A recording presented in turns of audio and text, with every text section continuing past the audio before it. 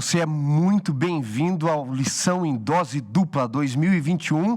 Começa com tudo aqui no Lição em Dose Dupla. E olha, eu já estou aqui com a minha lição, o livro de Isaías, consolo para o povo de Deus. Novo ano, novas expectativas, novo trimestre, novo tema, novo guia de estudos. Mas deixa eu pegar aqui para você, ó. A palavra de Deus é a mesma. E eu convido você, junto comigo, com o meu xará, Wanderson Assunção, com os nossos amigos convidados que estarão aqui ao longo de todo o trimestre, a nós estudarmos este que é o Evangelho do Antigo Testamento. Aliás, você sabia que Isaías é conhecido, o livro de Isaías é conhecido pelos estudiosos como o quinto evangelho? Nós temos 4 evangelhos, não temos? Mateus, Marcos, Lucas e João, o quarto evangelho. Aqui está o estudo do quinto evangelho da Bíblia, o evangelho do Antigo Testamento e as profundas lições do livro de Isaías, você vai acompanhar conosco ao longo de todo este trimestre. Mas 2021 começa para mim e para você com grandes expectativas, com um novo estudo, só que eu tenho uma noticiazinha não muito legal para te dar, sabe o que é? O meu xará, pastor Wanderson Assunção, por motivos de saúde, ele não pôde estar nessas lições iniciais, especialmente nesta primeira, mas não tem problema. Já vou apresentar para você aqui um dos nossos convidados, aliás, os nossos 2 convidados, mas um deles está comigo aqui no estúdio e você vai ver que nós começamos 2021 com um peso pesado, nós começamos a todo vapor, os nossos convidados extremamente preparados para estudar a Bíblia com você. Vou até mudar de câmera aqui, meus amigos. Deixa eu apresentar para vocês aqui, ó, pastor, doutor, amigo, pastor Cláudio Chaguri. Seja bem-vindo ao Lição em Dose Dupla, pastor. Graças a Deus, nós te agradecemos aí pelo convite, louvamos o nome de Deus, espero que essa lição seja uma lição repleta das bênçãos, das maravilhas do Senhor para todos nós. Amém, pastor. Já vamos falar um pouquinho mais para os amigos conhecerem, os nossos ouvintes conhecerem você, porque tem gente nos escutando agora aí no trânsito, alguns de férias na praia, porque nós estamos aí no podcast Lição em Dose Dupla, nós estamos no Deezer, no Spotify, no Facebook, no YouTube, em todo lugar, só não estamos onipresentes, mas a gente tenta estar aonde a gente consegue ali, pastor. E eu quero apresentar para vocês, meus amigos, o nosso segundo convidado, de longe, mais pertinho de nós aqui pelo poder do Espírito Santo e pela tecnologia, pastor Adolfo Soares. Seja bem-vindo, pastor. Muito obrigado, pastor Wanderson. Que bom estar com você também, pastor Chaguri. É uma alegria participar deste programa que tem uma audiência enorme, porque trata do estudo da palavra de Deus. É uma satisfação para nós. Pastor Adolfo, meus amigos, doutor, foi meu professor, tive o privilégio de ser aluno do pastor Adolfo, doutor em diversas áreas, né, pastor? Já vai falar um pouquinho. E já aproveita, pastor, que está aqui na tela conosco já, fala um pouquinho para os nossos amigos, então, um pouco da tua formação, dos lugares que você trabalhou, onde você está agora, e daqui a pouco o doutor Chaguri vai falar um pouquinho também. Está bom, amigos, eu tenho a alegria de servir a Igreja de Deus por mais de 26 anos, a Igreja Adventista, o 7º dia. A maior parte do meu ministério, eu trabalhei no NASP Engenheiro Coelho, como capelão, um bom tempo, professor de Bíblia, e o restante de vários anos como professor na área de educação e também na Faculdade de Teologia do NASP Engenheiro Coelho. E nesse ínterim, pastor Wanderson, também auxiliando igrejas, acompanhando a criação, inclusive o surgimento da Igreja Adventista de Olambra. Que legal. Hoje estou na divisão, faz 5 anos, ajudando a coordenar os 8 seminários que a Igreja Adventista tem em todo o território da divisão sul-americana. Eu estudei teologia na graduação, fiz pedagogia também, porque queria ser professor. Fiz pedagogia, depois fiz o mestrado do seminário, a seguir fiz o mestrado em Ciência da Religião, no mesmo lugar onde você estudou, e depois fiz o doutorado em Ciência da Religião. Depois eu fui para os luteranos, na Este, e fiz um pós-doutorado na área sistemática. E agora, como ainda tem tempo e não tenho nada para fazer de meia-noite às 6, estou encarando um segundo doutorado na área sistemática, na Faculdade de Teologia da UAP, na Argentina. Que legal. Então, é uma alegria, uma satisfação poder estar com você e estudar essa lição que está espetacular no livro de Isaías. Que bacana, meus amigos, vocês perceberam que, olha, lição em dose dupla aqui, a gente não brinca em serviço, não é? Sentiram o peso do currículo, já vão conhecer o nosso segundo convidado daqui a pouquinho. Mas, pastor Adolfo, você também foi apresentador do programa Teólogos da Novo Tempo, não é? Conta pra gente um pouquinho dessa experiência ali no programa. É verdade, durante 2 anos tive o privilégio de conduzir diálogos sempre com 2 convidados, normalmente, às vezes um convidado, mas normalmente 2 convidados teólogos. Foi algo espetacular. Inclusive você esteve, pelo menos, acho que em 2 ou 3 programas. Acho que eu estive em 5 programas, pastor.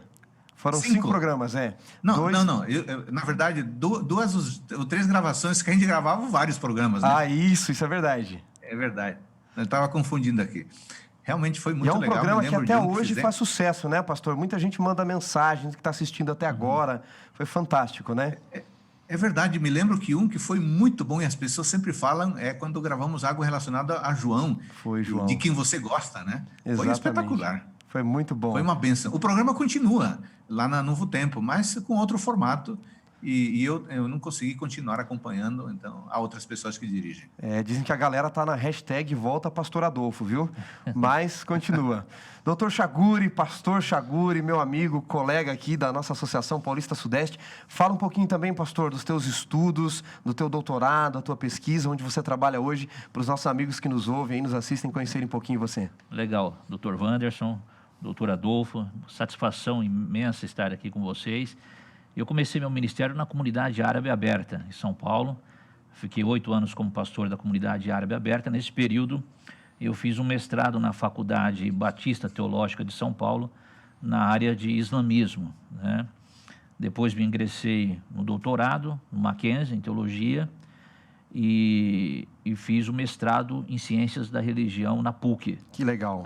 Bacana, hein, pastor? Tem um livro publicado, que é o livro Falando com os Muçulmanos, onde eu trabalho e abordo o diálogo entre cristãos e muçulmanos, especificamente entre os adventistas e muçulmanos, no trabalho missionário a ser realizado. Maravilha, pastor. Vocês sentiram, então, como vai ser o comentário da lição hoje. Você não pode perder. Vou desafiar você de novo aqui. Vamos espalhar esperança, viralizar esperança. Pastor Chaguri, pastor Adolfo, eu sempre digo, no mundo que espalha ódio, você abre as redes sociais, tem gente destilando ódio, especialmente em visões políticas, para todos os lados. No mundo que espalha doenças, nós somos chamados a viralizar esperança, não é? Amém. Pastor Chaguri, você faz uma oração para nós iniciarmos o estudo deste maravilhoso livro de Isaías? Vamos orar. Grande Pai, Deus Todo-Poderoso, nós te agradecemos pela maravilhosa oportunidade que o Senhor nos concede de estudar a Tua Palavra. E neste momento nós rogamos a bênção do alto, rogamos a compreensão através do Teu Santo Espírito e que o Senhor nos ilumine, que a Tua graça e o Teu poder estejam com todos e rogamos o perdão e o fazemos não pelos nossos méritos, mas encarecidamente pelos méritos do Verbo de Deus, o nosso Senhor e Salvador Jesus Cristo. Amém. Amém. O livro de Isaías, meus amigos, como eu disse para vocês na introdução, ele é conhecido como o quinto evangelho, o evangelho do Antigo Testamento, e inclusive, meus amigos doutores aqui sabem, ele tem um paralelo muito interessante com a Bíblia, não é? A Bíblia tem 66 livros, o livro de Isaías tem 66 capítulos, a Bíblia é dividida em 2 partes, Antigo e Novo Testamento. O livro de Isaías é dividido por muitos estudiosos em 2 partes, não é? A Bíblia termina a sua primeira parte no 39º livro. O livro de Isaías termina a sua primeira parte de exortações, não é, contra os pecados do povo de Deus ali. Ela termina no 39º capítulo. A Bíblia começa no 40º livro com a esperança do Evangelho. Isaías dá a esperança da restauração e vai falar ali a partir do capítulo 45, inclusive de Ciro, de restauração do povo de Deus. Isaías fala sobre Emanuel. É o livro do Antigo Testamento mais citado no Novo Testamento. Só Mateus cita mais de 25 vezes o livro de Isaías, fora as citações indiretas. Jesus começa o seu ministério em Lucas 4, lendo o livro do profeta Isaías. É um livro, não é, pastor Chaguri, que nós temos muito que aprender, muito que estudar, não é, pastor Adolfo? Muito, esse é um livro espetacular. Você fez uma menção rápida em relação à relação que há da miniatura da Bíblia, Isaías, com a Bíblia inteira. E é muito interessante essa perspectiva dos juízos que aparecem do 1 ao 39 e o conforto que vem após o exílio babilônico do 40 em diante. É espetacular. Agora, pastor Wanderson, pastor Chaguri, é muito curioso, porque os estudiosos durante mais de 25 séculos nunca se duvidou, por exemplo, da autoria de Isaías, não é? É verdade. E fala um pouco para a gente, pastor, isso aí. Alemão, isso veio à tona. Agora, nós temos razões de sobra para acreditarmos que ali o Isaías não apenas mantém continuidade, mas que ele é autorado por uma única pessoa, que é o profeta Isaías. Pastor Adolfo, inclusive, você mencionou um ponto muito importante, quando a gente começa a estudar um livro, não é? Quem escreveu, quando escreveu, para quem escreveu, qual o contexto sociopolítico e econômico que ele escreveu. E você mencionou, pastor, eu queria lhe devolver a palavra, explica para os nossos ouvintes, de repente, que não estão familiarizados, essa questão desse iluminismo, todo esse estudo da crítica, da alta e da baixa crítica, que trouxe contestamento a muitos livros da Bíblia, mas em especial o livro de Isaías. Alguns falam de um proto-Isaías, de um outro autor, não é? Tentam questionar a autoria de tão preciso e impressionante que são as profecias que tem neste livro, não é? É verdade. Durante pelo menos 25 séculos, o livro de Isaías nunca foi contestado. No entanto, durante o século XIX, como você mencionou, alemães, eruditos da alta crítica, que passaram a enxergar o texto bíblico apenas da perspectiva literária, ou exclusivamente a partir da perspectiva literária, começaram a questionar a unidade do livro de Isaías. E aquilo que era autorado por um autor, passa agora a ter dois autores, Deutero e Isaías. O nosso amigo que nos acompanha deveria saber que a alta crítica tem como fundamento, entre outras coisas, a negação, por exemplo, do sobrenatural. E claro, quando você nega o sobrenatural, pastor Chaguri e pastor Wanderson, você elimina alguns elementos da Bíblia. Eles questionam, por exemplo, vocês mencionou Ciro, Isaías capítulo 44, versículo 28, o profeta diz que digo de Ciro, ele é o meu pastor, e se repete em Isaías 45, 1. Aí vem, então, os críticos da alta crítica que não acreditam, por exemplo, na presciência profética que o profeta é capaz através da capacitação do Espírito Santo, de Deus, e dizem, como alguém pode ter falado de Ciro, se Ciro ainda não existia, viria depois, 2 séculos depois? Claro que podia. Então, o pressuposto da não sobrenaturalidade, pastor Wanderson, sugere, então, ou talvez até obriga o estudioso a pensar num Deutero Isaías. No entanto, nós sabemos que, ao estudar o livro de Isaías, há uma unidade impressionante. E essa unidade se repete ao longo do livro. Por exemplo, talvez o argumento mais devastador nesse sentido, mostrando que há um único autor e que esse autor pode até, pastor Wanderson, ele revelar alguma maneira diferente, o estilo literário diferente, mas é claro, né? Nós mudamos como autores ao longo do tempo. Você, pastor Chaguri, e pastor Wander, vocês escreveram muita coisa, vocês escrevem da mesma forma, os mesmos assuntos da mesma maneira? É claro que não. Nunca, ao longo de 3, 4, 5 anos nós mudamos. É compreensível que Isaías tivesse mudado ao longo de um tempo. Agora, em 1947, com a descoberta de manuscritos relacionados a Isaías, em nenhum momento se percebe mudança autoral. O que dizer em relação a isso? Dizer que Isaías foi autorado por um único autor, o profeta Isaías, aquele que escreveu desde o capítulo 1 até o capítulo 66. Fantástico, pastor. Inclusive, né, doutor Chaguri, nos escritos do Mar Morto, os rolos de Mar Morto, ali em Qumran, a cópia mais antiga, o doutor Adolfo mencionou, é do livro do profeta Isaías, né? Datado de 2 a 3 séculos antes dos achados e nunca foi questionado. Agora, pastor, já que falamos um pouquinho da autoria do profeta Isaías ali, esses questionamentos, vamos falar um pouquinho sobre quem era o profeta Isaías, não é? Porque o livro, vamos abrir lá em Isaías capítulo 1, daqui a pouco nós vamos ler o 1 verso 18, que é o verso para memorizar, mas vamos discutir muito ele ainda. Mas no capítulo 1, vou pedir para o doutor Chaguri ler e já comentar um pouquinho desse contexto de Isaías, porque ele passa por praticamente 5 reis, não é? Uzias, Jotão, Acás, Ezequias e, segundo a tradição rabínica, é morto sob as mãos de Manassés, não é? Sim. Do jovem e ímpio rei Manassés. Mas em Isaías capítulo 1, e aqui eu quero colocar na mesa para vocês falarem um pouquinho sobre esse contexto sociopolítico, religioso e cultural que Isaías existia, para o nosso amigo ouvinte conhecer um pouco quem é Isaías, qual era o contexto e por que ele escreveu o que ele escreveu, não é? Então, Isaías capítulo 1, versículo 1, leia para nós, doutor Chaguri, por favor, e aí você pode ter seus comentários a respeito desse contexto de Isaías. Então, diz assim, Isaías capítulo 1, verso 1, visão de Isaías, filho de Amós, a qual ele viu a respeito de Judá e Jerusalém, nos dias de Uzias, Jotão, Acás e Ezequias, reis de Judá, diz a palavra. Eu creio que a grande essência de Isaías, e principalmente nós vemos isso no versículo 2, ouve, ó céus, dá ouvidos à terra, pois falou o Senhor, criei filhos e engrandeci, mas eles estão revoltados contra mim. Aqui no verso 2, nós já temos uma declaração do contexto em si do capítulo 1, né? O que Yahvé está nos apresentando aqui nesse texto bíblico? Ele fala que a nação de Judá, primeiro ele fala que a nação de Judá está revoltada contra ele, esse é um ponto importante. Por outro lado, ele chama a nação de Judá como seus filhos também. Apesar da revolta, lembra muito a questão do filho pródigo, que nós encontramos nos evangelhos. E um detalhe muito importante dentro desse conceito de revolta do povo judaico, que estava distante do Senhor, distante da lei, distante da aliança do Senhor, é que o profeta Isaías, ele apresenta um Deus aqui que traz um conceito de paternidade.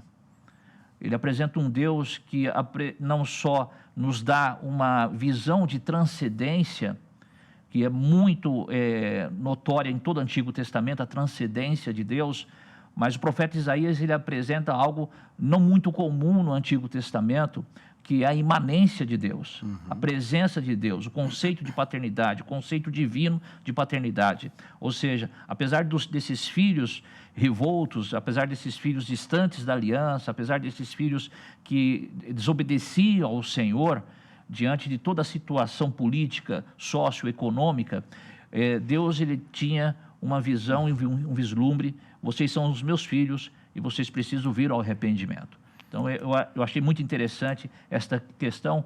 E um detalhe importante, no verso 2, Yahvé aqui, ele invoca aos altos céus como testemunha e a terra como a segunda testemunha quanto à verdade que ocorreria, né? Esse chamamento para o arrependimento, para o juízo, para a transformação.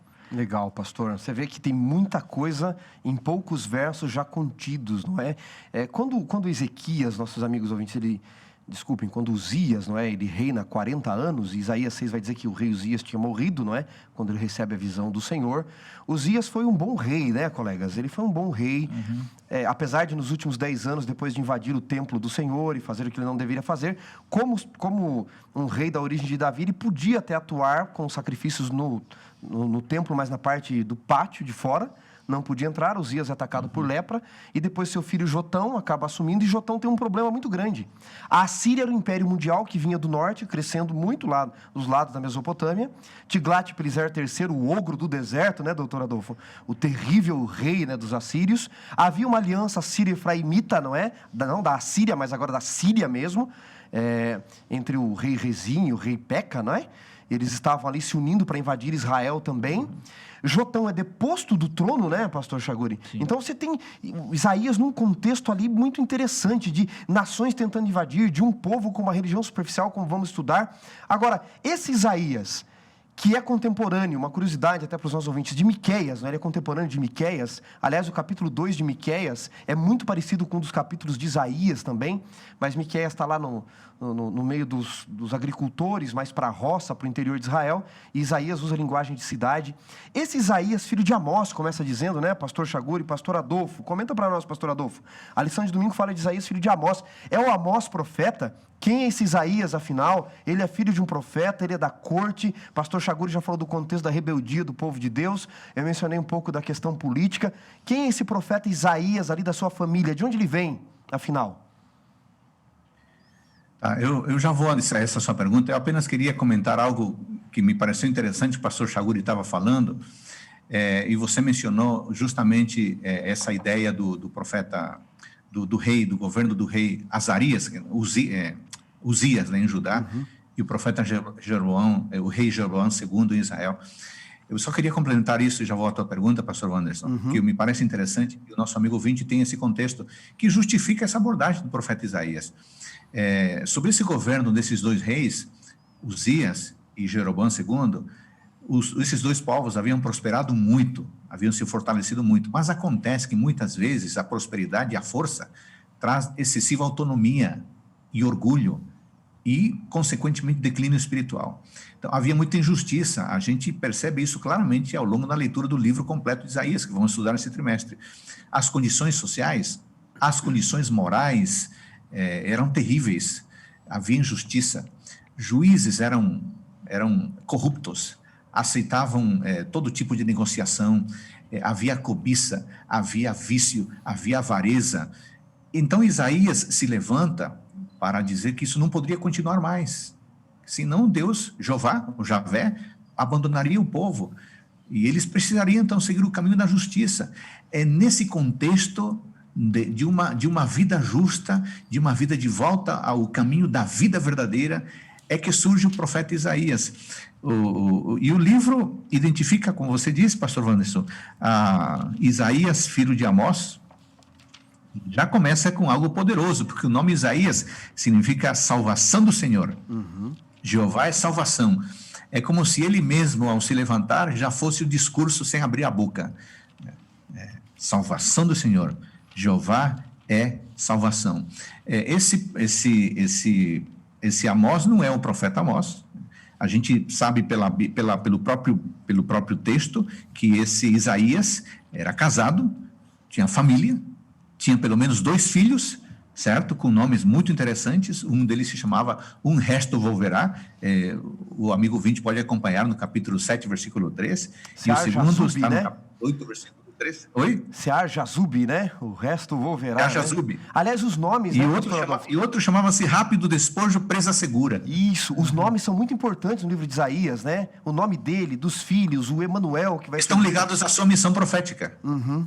Isso é fantástico, não é? Agora, pastor Adolfo e doutor Chaguri, há uma tradição rabínica de que esse Isaías, vocês devem ter já lido sobre essa tradição também, ele é filho deste Amós, pastor Adolfo primeiro, que já estava com a palavra, e que seria uma espécie de irmão do pai do rei Uzias, não é? Seria irmão do rei Uzias, um meio-irmão do rei Uzias. E aí Isaías seria um palaciano, por isso que ele usa uma linguagem rebuscada. Alguns chegam, inclusive, estudiosos de Isaías, a comparar Isaías a grandes estilos literários da época, não é? Passada, como Homero, Platão, entre outros. E alguns dizem que Isaías seria uma espécie de Shakespeare da sua época. Seria isso mesmo, doutores?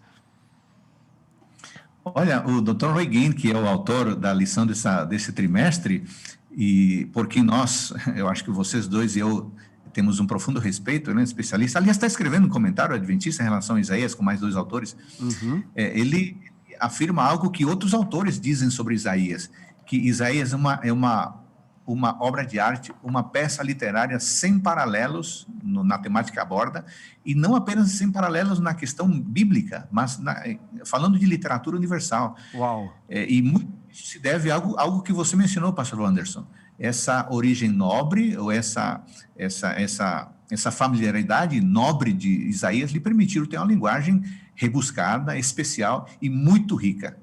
Fantástico. Interessante, tem um teólogo holandês, Van Groner, e ele comenta a respeito de Isaías, essa linguagem rebuscada existente no livro de Isaías é a maior prova de ter Isaías sido o único autor do livro. Né? Que legal isso. Porque o que acontece? Você tem é um livro organizado, você tem começo, meio e fim, é uma linguagem que você encontra muitos paralelos durante todo o percurso do livro. Então é uma demonstração clara que nós não temos um outro que escreveu Isaías, mas Isaías ele se dedicou exclusivamente, mediante a ordem do Senhor, para estabelecer as mensagens ali contidas e transmiti-las ao povo. Você citou também a questão de Miqueias, que estava ali, era contemporâneo de Isaías. Eu acredito que Miqueias ele apresenta um vislumbre até muito interessante quanto à rebeldia do povo. Em Miqueias capítulo 7, ele fala, olha, o príncipe aceitava suborno, Miqueias capítulo 7, ou seja, dentro daquele contexto histórico, ele diz, o juiz pede recompensa, né? Aqueles que professam ser religiosos, eles agora são como espinhos que machucam. Então, o próprio livro de Miqueias, semelhantemente ao livro de Isaías, eles estão não somente paralelos dentro do contexto de autoria, ou seja, contemporâneos, mas a mensagem é muito próxima, mensagem de juízo, a mensagem de atenção, de transformação, a rebeldia que vivia o povo ali naquele momento. Então, Miqueias, ele corrobora e muito para esta visão, esse vislumbre do que era aquele período, o povo como vivia diante de Deus. Que coisa fantástica, não é, meus amigos? Você que O está pastor aí nos ouvindo. Wanderson, Oi, pastor, pode você falar. me permite, o pastor Chaguri mencionou algo muito importante que tem a ver com a continuidade das duas sessões de Isaías. Muito claro disso para o nosso amigo ouvinte notar que a autoria se justifica para um autor apenas, é o uso da expressão o Santo de Israel, para se referir a um título para Deus. Essa expressão ocorre 25 vezes em Isaías e 6 vezes no resto da Bíblia. Olha que interessante. Na primeira sessão, 1 a 39, essa expressão, o Santo de Israel, aparece 12 vezes. E na segunda sessão, do 40 em diante, aparece 13 vezes. Veja, como é que posso argumentar que o livro é dividido, é um outro autor, se a ideia em relação a Deus, é só um exemplo apenas, é contínua? Não faz sentido para 2 autores. Esse recurso literário, o uso dessa expressão, me dá uma clara noção de que o autor é apenas um. Fantástico, pastor. Agora, meus amigos, falamos do panorama geral do livro, da autoria, do contexto em que o profeta vivia. Vamos dar uma olhadinha de perto agora, você que está aí nos assistindo, as situações específicas que Isaías viveu. E pastor Chaguri, ele começa denunciando, você até leu já, a rebeldia de Israel, né, no verso 5, dizendo que toda a cabeça estava enferma. Isaías chega a falar, né, das mulheres que andavam com as suas joias, né, explorando os pobres ali, os ricos explorando os pobres, em passos pequenos, fazendo cintilar as suas joias, não é? Eu chamo essa parte aqui, viu, doutor Adolfo, de as patricinhas de Jerusalém, não é? Tem as patricinhas de Beverly Hills e tem as de Jerusalém. Exploravam o povo e se orgulhavam disso. Verdade. Mas tem, nessa primeira parte aqui do capítulo 1, já ali no finalzinho, já no verso 10, um texto muito forte para mim, onde Isaías diz assim: ouvi a palavra do Senhor, vós príncipes de Sodoma. Prestai ouvidos à lei do nosso Deus, vós povo de Gomorra. Ele compara o contexto em que ele vivia, o ambiente que ele vivia, os líderes do povo, líderes políticos, líderes religiosos, no meio daquele caos de exploração, de abandono de Deus, a Sodoma e Gomorra. Eu queria que vocês falassem um pouquinho dessa atitude do povo, de como estava o povo e dessa palavra forte de Isaías. Muito forte. Deus se dirige a Judá e a Jerusalém como governantes de Sodoma, como bem lembrado, e habitantes, né? Primeiro governantes de Sodoma e no segundo momento habitantes de Gomorra. Então ele faz essa separação entre governantes e habitantes, né? E por que isso? Porque eles tinham se desviado em toda a estrutura da nação, dos governantes ao povo. Então não era só um desvio voltado aos governantes, aos líderes da nação, mas também era um desvio que estava na raiz, no povo, ali entre a população também. Ou seja, então eles se tornaram notórios inimigos de Deus justamente por causa desse desvio, por causa desse pecado. E aqui esse verso 10 representa uma mensagem de repreensão de Deus. Assim como foi uma mensagem de repreensão para Sodoma e Gomorra, Deus está alertando Jerusalém e Judá aqui. Então ele está levantando aqui, eu vou usar um termo popular, está levantando uma lebre. Olha, vocês estão ligados ao que aconteceu em Sodoma, o que aconteceu em Gomorra? Se lembram? Então, semelhantemente, Deus aqui ele faz uma repreensão ao povo de Judá e Jerusalém, e com essa repreensão, ele trata de temas importantes, de reestruturação, de volta ao Senhor, para que o juízo de Deus não viesse sobre o povo. Né? Agora, pastor Adolfo, fala-se de um ritualismo podre, não é? Nesta sessão de Isaías, ali do 10 ao 17. O povo até sacrificava, o povo trazia carneiros, gorduras de animais. Eles viviam uma religião. Rubem Alves, que vocês bem conhecem, ele diz que a religião, se não for bem feita com o bom senso celestial, ela pode ser comparada ao banquete onde cada um se aproxima com o seu prato, ele diz, não é?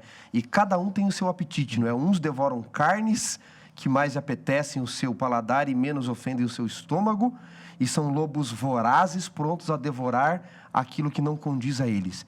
Nós corremos, doutor Adolfo, disso que o pastor Chaguri comentou do que o povo vivia, e daquilo que o profeta Isaías fala, líderes, povo, nós corremos o risco de viver uma religião superficial, um ritualismo podre hoje ainda? Pastor Wanderson, pastor Chaguri, infelizmente nós corremos esse risco.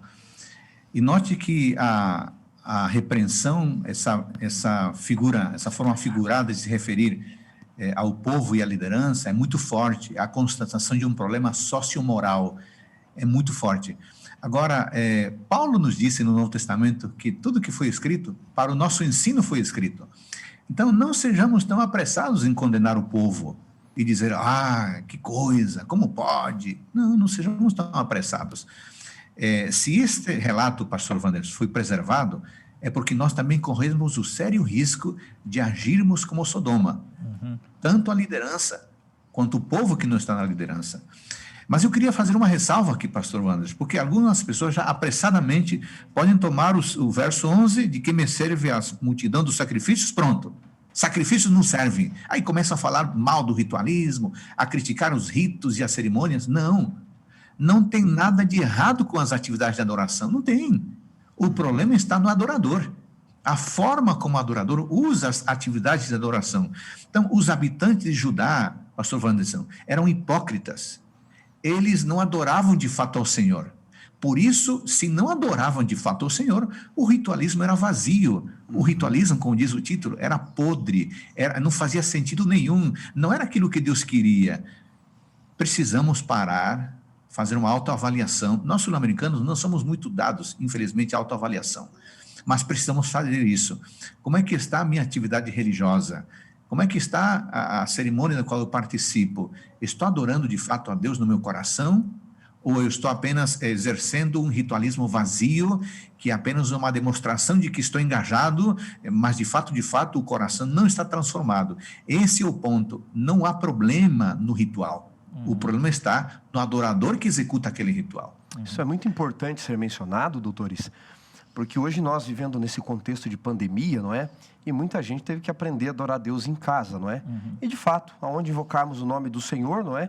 O texto cita 2 ou 3, mas há um contexto específico. Jonas estava sozinho ali no peixe que o devorou e Deus estava com ele. Daniel estava sozinho na cova dos leões e Deus estava com ele. Então tem gente que pode pensar assim, não preciso das cerimônias, não preciso do templo, não preciso do espaço sagrado. E quando, abre aspas, normalizar as coisas aí com a vacina e parar toda essa quarentena, eu não vou voltar para o templo.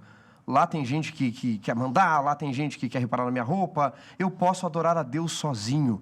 E quando o senhor faz esse destaque, Deus não via problema nos sacrifícios, lógico, o Cordeiro de Deus não havia morrido. Então, no ritual da época, Deus havia instituído tudo isso.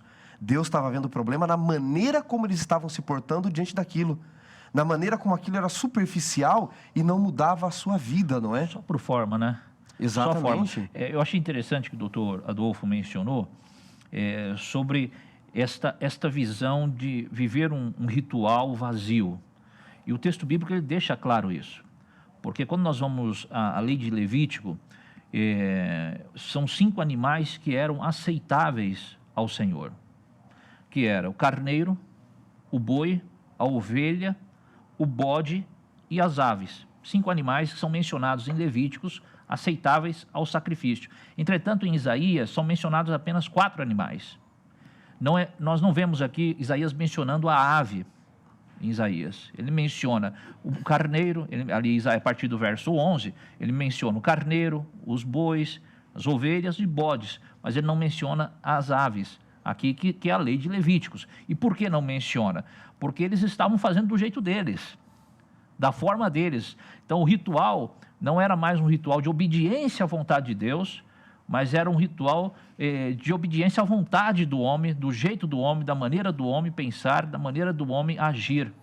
Então nós vemos isso muito claro aqui. Então, ou seja, a lei levítica, ela não é obedecida, e eles faziam da forma deles, da maneira deles, ou seja, não existia essência na adoração a Deus, eles faziam apenas por realizar, independente do que Deus havia determinado ou não. E é interessante porque o livro de Isaías, ele sempre apresenta uma denúncia e depois ele faz um apelo ao arrependimento e dá a solução, não é? Sim. E depois desta denúncia dessa religião superficial, dessa religião vazia, porque eles ficavam com a religião só nas formas e se esqueciam da essência. E a religião é uma moeda de 2 faces, ela tem as suas proformas, mas ela tem a essência também do outro lado. E ele faz um convite no verso 17 para que eles aprendam a fazer o bem. E essa manifestação da justiça para ele ali seria a repreender o opressor, defender o direito dos órfãos, pleitear a causa das viúvas. Mas ainda dentro deste tema, eu queria deixar uma pergunta aqui na mesa que os nossos ouvintes devem estar pensando, especialmente aqueles que conhecem bem o contexto de Isaías. Uzias não provocou uma grande reforma? Jotão não foi, aparentemente, embora tenha sido tirado do reino e colocaram seu filho Acás, porque alguns queriam aliança com a Síria e Jotão queria apoiar uma ala que não queria aliança com a Síria. Ele não provocou uma reforma? Depois Acás corrompeu o povo, sacrificou os seus filhos, foi um dos piores reis, que nem sepultado foi com os outros reis de Israel, não é? Mas Ezequias não fez uma reforma também? Por que, a despeito dos reis fazerem reformas, Isaías continua dizendo que o povo não está vivendo uma reforma verdadeira? Doutor Adolfo. Porque a situação, havia a situação de opressão, a situação de falta de defender do direito do órfão, como é dito aqui, a situação de não repreender o opressor ou de corrigir a opressão, a situação de não proteger o desafortunado, aqueles que precisavam de alívio, estava presente. Isso indica, pastor Wanderson, que o coração humano, ele insiste no mal, ele insiste no desvio da vontade de Deus. Haviam sido feitas reformas, como você disse, e que haviam sido muito boas, mas o fazer o bem, o praticar a justiça, pastor Wanderson, é uma ação que precisa ser renovada a todo instante, a todo dia. No menor esquecimento, nós perdemos identidade. Aliás, esse é um ponto fundamental. Se nós não nos relembramos dos nossos fundamentos, nós corremos o sério risco de perdermos a identidade. E é isso que é mencionado no capítulo 3, é isso que dá origem, pastor Wanderson, a todo problema. O boi conhece o seu dono, o jumento o lugar onde lhe dão comida, mas Israel não tem conhecimento. Olha aqui, ó, essa palavra conhecimento, pastor Wanderson, significa não tem percepção, não tem compreensão. Se nós não percebemos e nós não compreendemos, amanhã voltamos a fazer todo o mal que ontem praticávamos. E o verso 3 termina dizendo, o meu povo não entende. Essa palavra entendimento significa discernimento, percepção. Se eu não sou capaz de discernir, e se eu não sou capaz de compreender, eu garanto para você, pastor Wanderson, pastor Chaguri, amanhã eu posso estar cheio de boas intenções, eu vou fazer o mal que ontem eu pratiquei. Então o profeta Isaías é chamado a relembrar ações que são o centro da verdadeira adoração, que é a prática constante, ininterrupta do bem. Sim. Agora, senhores, eu preciso trazer um outro tema à mesa aqui para vocês, não é? Aqui no Lição em Dose Dupla, gente, eu faço as perguntas difíceis e deixo eles se virarem, tá bom? E você pode colocar no chat aí as suas observações, o seu comentário, pode compartilhar com os amigos, tá bom? Porque é o seguinte, Isaías está denunciando aqui a opressão, a injustiça, não é? O ganho exorbitante. Mas hoje nós vivemos, doutor Chaguri e doutor Adolfo, num momento da história onde nós temos a luta de classes das minorias que são importantes, diga-se de passagem. Nós precisamos defender aqueles que não conseguem se defender, nós precisamos criar leis de proteção àquelas minorias, às vezes não minorias em número, mas em voz, em representatividade, eles precisam sim. E Isaías denuncia isso. Mas Isaías não quer um reino na terra. Isaías, ele quer algo mais, ele quer salvação. E aí até eu ergo a bola para vocês cortarem, porque embora ele denuncie tudo isso, essa questão de desigualdade, de classes, de injustiça que existia, ele não para num reino terreno, num Messias terreno, apenas numa salvação. A salvação é dar dinheiro para as viúvas. No verso 18 em diante, ele vai falar da verdadeira salvação, sim, que os atos não param aqui. Então, doutor Chaguri primeiro e depois doutor Adolfo, queria que vocês comentassem, diante disso que nós vemos na teologia atual, dessa tendência em só parar aqui com as questões, não que elas não sejam importantes, mas se esquecem que Jesus não veio simplesmente para melhorar a nossa condição neste mundo, mas para fazer tudo novo. E Isaías é um profeta messiânico para isso. Que vocês falassem dessa denúncia de Isaías, sim, da desigualdade, da injustiça, mas do que ele vem falando no verso 18 depois: vinde e arrazoemos. Ainda que os seus pecados sejam como escarlate, ainda que eles sejam ruins, eu posso salvar vocês. A grande questão, doutor Adolfo, doutor Wanderson, é que nós não entendemos a teologia como uma obra de libertação social. A Bíblia ensina que a teologia, ela é uma obra de libertação do pecado. Não importa a condição social do sujeito ou que classe ele faz parte. a libertação do pecado. Se nós observarmos o texto de Isaías, o texto de Isaías, ele traz uma mensagem específica, mas ao mesmo tempo universal. Específica para um povo, mas com um contexto universal. E qual é esse contexto universal? Se a gente vai no verso 16, antes de chegar no verso 18, o Isaías, ele é imperativo ali. Lavai-vos, ele diz. Purificai-vos. Tirai a maldade de vossos atos. O quê? Nós vemos ali um convite de arrependimento. O que muda a classe social, o que muda aspectos sociais, aspectos políticos errôneos, o que muda formas e atitudes que se distanciam de Deus, uma vida de arrependimento e de transformação. O Evangelho, quando ele entra, ele não só transforma o ser humano espiritualmente, mas ele também, com a sua transformação espiritual, ele transforma o ser humano também socialmente. Ele começa a ver a vida de uma outra forma, de uma outra maneira, entender a vida de outra maneira. Se nós observarmos essa visão que nós temos desse mundo capitalista que nós vivemos, em grande parte se dá ao protestantismo. É só ler Max Weber. Então, em grande parte se dá, quando ele faz um estudo sobre os protestantes, ele fala, não, porque eles guardavam mais dinheiro, porque eles se preocupavam mais com o bem-estar do próximo, eles se preocupavam mais com a vida social do outro. Então, o que significa isso? O Evangelho, quando chega, ele reestrutura todo o ser humano holisticamente, totalmente. Então, ele não só muda o seu conceito espiritual de vida, de ver a Deus, mas ele muda também o seu conceito de vida nesta terra, de ver o outro. E por isso que Isaías ele fala, lavai-vos, ou seja, purificai-vos, tirai a maldade.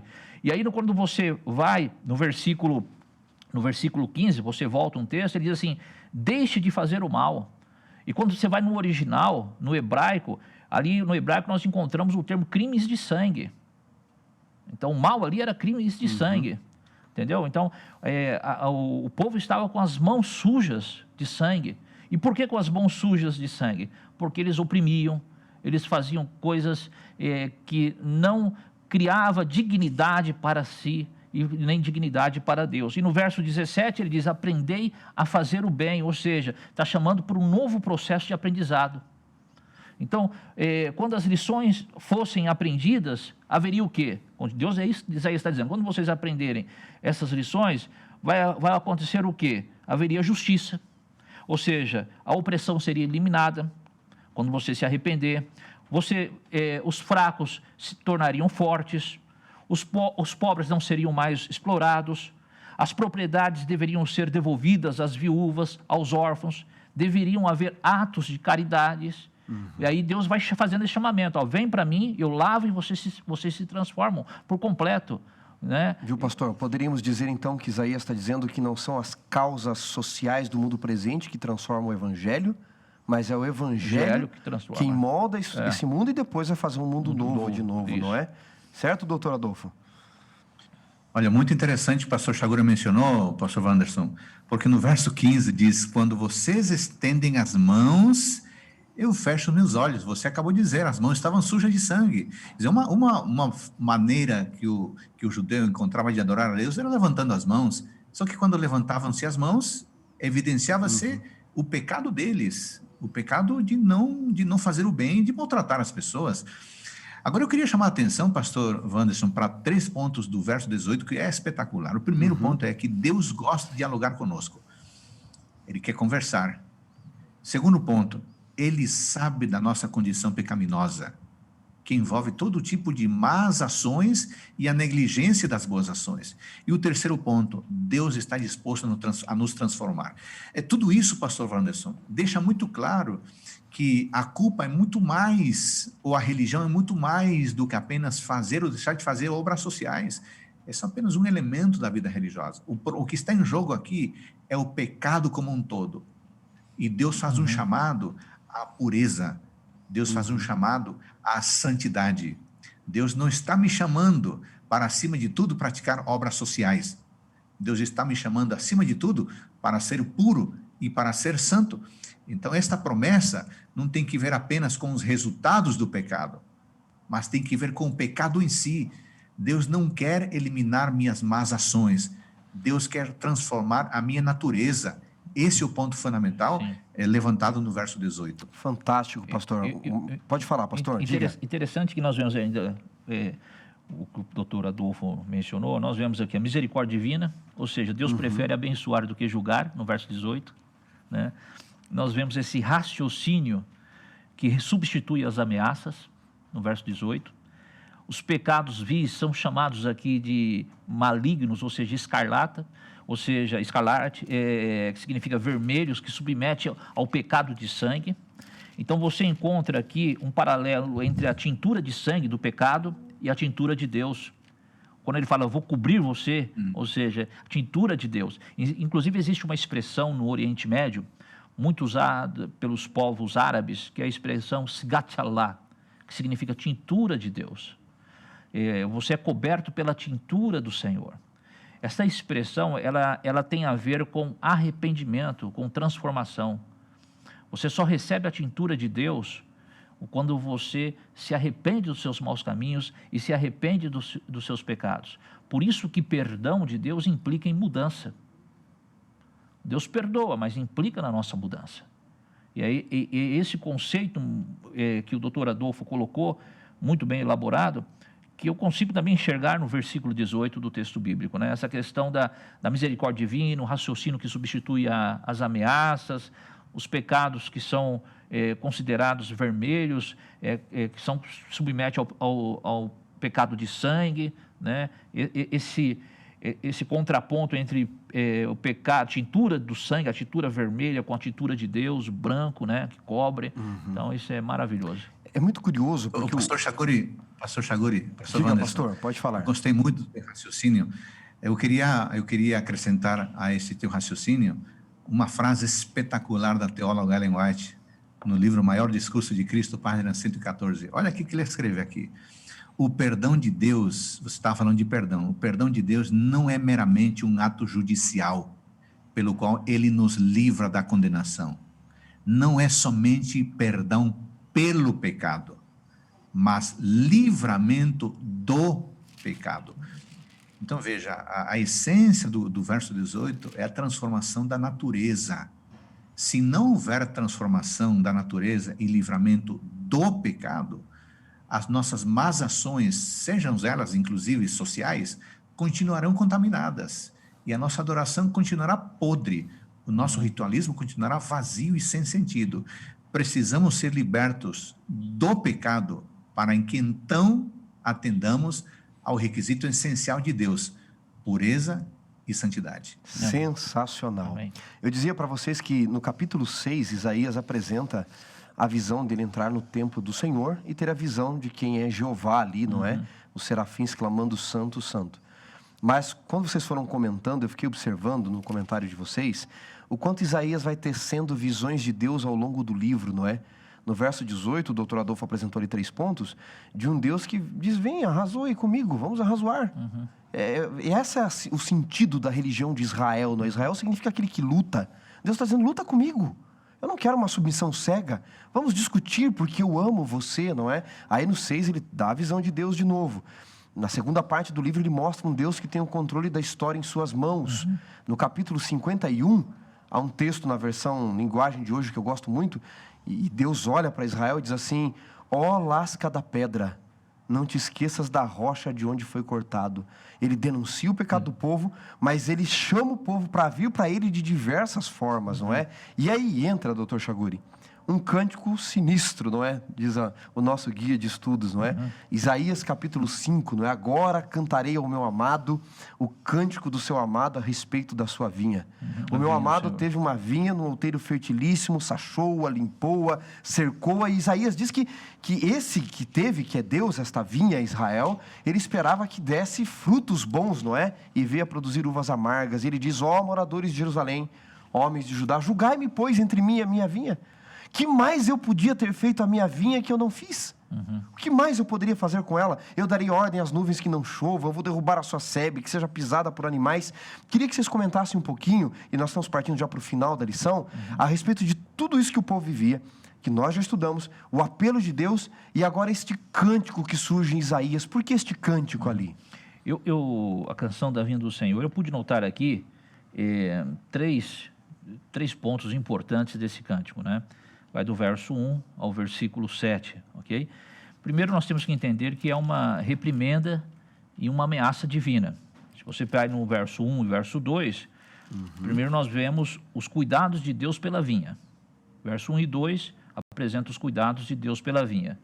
Do verso 3 ao verso 6, o esforço divino total em favor da vinha falhara. Não é verdade?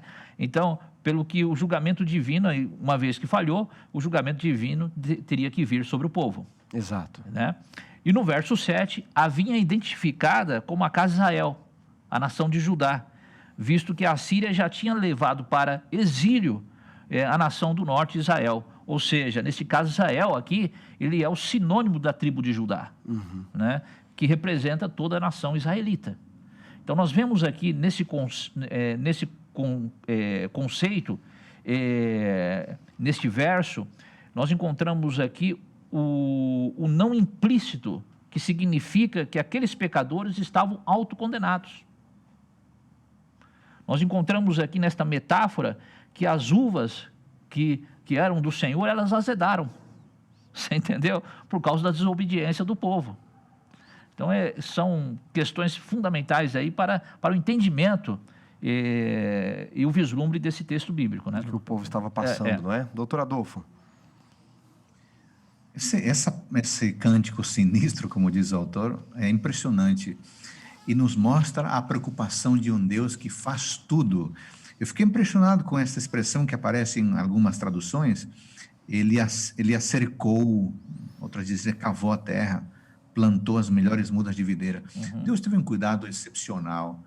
Deus colocou, para começar, pastor Chaguri e pastor Wanderson, colocou o seu povo numa região estratégica, geograficamente falando, né?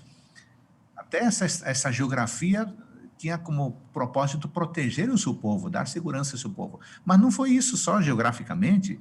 Deus deu ao seu povo as suas leis. Deus deu ao seu povo os seus profetas, seus mensageiros. Para quê? Para que eles tivessem a proteção das suas palavras, das suas orientações. Mas não funcionou. Com tudo isso, eles deveriam produzir uvas. Mas o que acontece?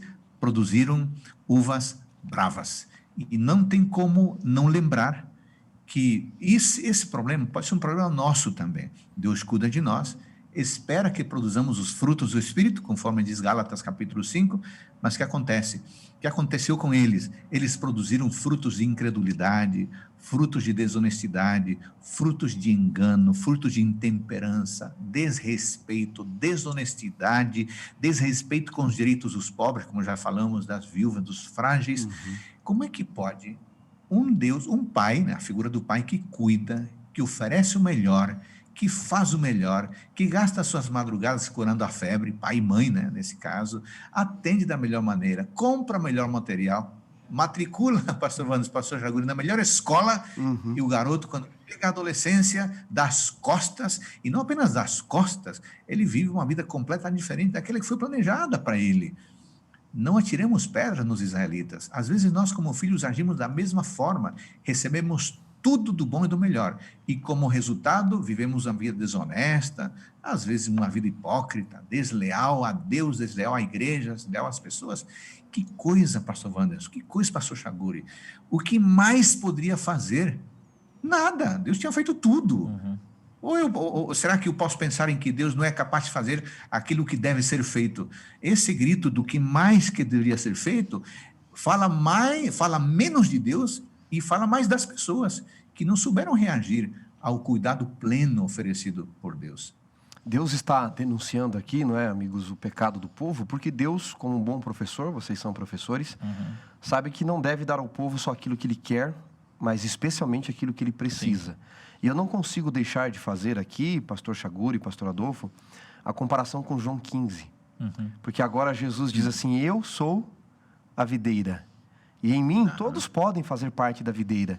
E depois ele diz, não é, o ramo que estiver em mim sem dar frutos, e eu prefiro essa tradução livre, não é, do rairo, ele levanta.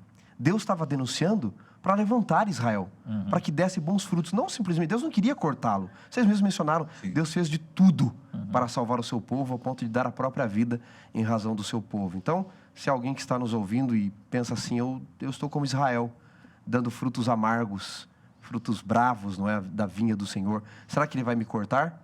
Se a graça de Deus está chegando até você agora, se você aceita essa graça que provoca mudança em nossa vida, Deus não quer cortar, Ele quer restaurar a vinha de Israel, e faz isso porque depois vai prometer o Emanuel, vai prometer Ciro como libertador.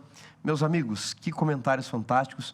Nós já chegamos ao fim. Lição em dose dupla é assim, doutor Adolfo, passa rápido demais. Muito rápido. E com vocês aqui passou mais rápido Agora que a gente ainda. estava gostando? Pois é, agora que estava esquentando, não é? É verdade. Então eu vou ceder aqui ao pastor Chaguri e depois ao doutor Adolfo as últimas impressões e palavras e conselhos aos nossos amigos que estão abrindo esta lição conosco aqui, estudando esta lição desse trimestre do livro de Isaías agora pela primeira vez. Eu creio que o deserto na vida espiritual é uma grande oportunidade para aprender das maravilhas do Senhor, né? Eu me lembro da história de Moisés. Moisés viveu um bom período no palácio, mas para aprender de Deus ele teve que viver no deserto. Às vezes é necessário nós passarmos pelos momentos difíceis da vida para sermos levantados pela graça do Senhor.